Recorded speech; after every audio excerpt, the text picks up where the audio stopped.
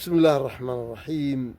تشرفت هذا المساء بزيارة الشيخ هندي بن عوض القاضي، عضو مجلس منطقة المدينة المنورة سابقا، وعضو ومؤسس في الكثير من الخدمات الاجتماعية في منطقة المدينة المنورة، ومساهم في الحركة الاجتماعية والرياضية في المدينة المنورة. حياك الله أبا محمد. الله يبارك فيك، وشكرا على الزيارة، وجزاك الله خير على الزيارة اللي تكرمت علينا فيها.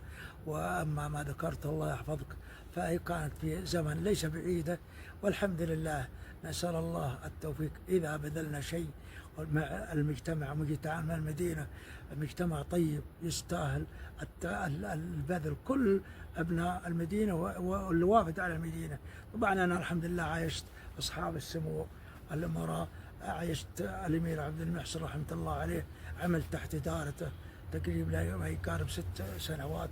ثم الحمد لله مثل ما تفضلت تقربت كنت من عيال المدينة، والحمد لله شاركت بعض الأعمال الاجتماعية التي عرفتها من أهل المدينة نفسهم. نعم، والحمد لله كنا تحت أشراف سمو الأمير عبد المجيد رحمة الله عليه، الذي بذل كل جهد. لما جاء سواء لجنة السجن المعسرين، أو أسس جمعية الخدمات الخيرية بالمدينة المنورة، وكذلك لجنة أصدقاء المرضى، بذل كل جهد فيها. والحمد لله تشرفت أيضا لتعييني عضو مجلس المنطقة لمدة دورتين أو 8 سنوات.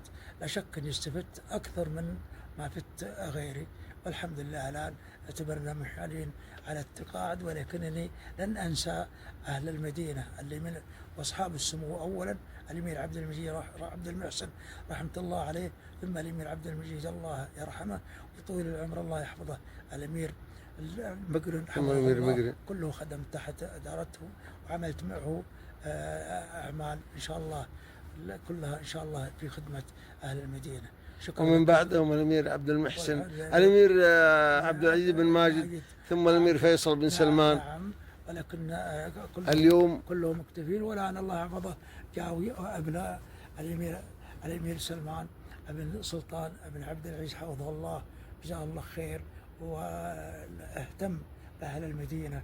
الآن ما شاء الله تبارك الله الأعمال اللي قائمة في منطقة المدينة والله يعتز فيها أبناء المدينة.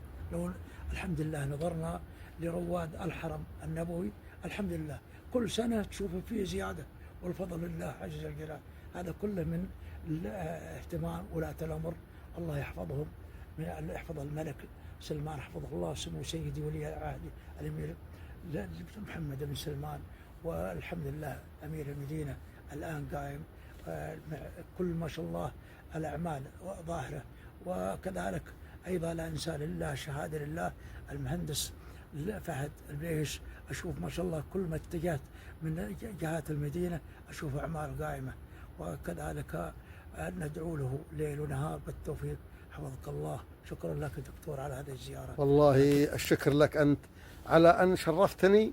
والله أول تواصلت معي وقلت نجدد عهد قديم ولقاءات قديمة وأخوة. والله بداية أولا أنت من قبيلة صاحبة سمعة طيبة، سواء قبيلة جهينة أو قبيلة القضاة. والله سمعتكم سبقت، وكلامي قليل وشيء قليل جدا في جهة لا أستطيع أن أوفي حقه، أنت وربعك. وشرفتني بهذه ودعوتني لزيارتك في منزلك الطيب، وتشرفت بذلك، وإن تأخرت قليلا، ولكن والله الشرف كل الشرف لي لإجابة دعوتك أبا محمد.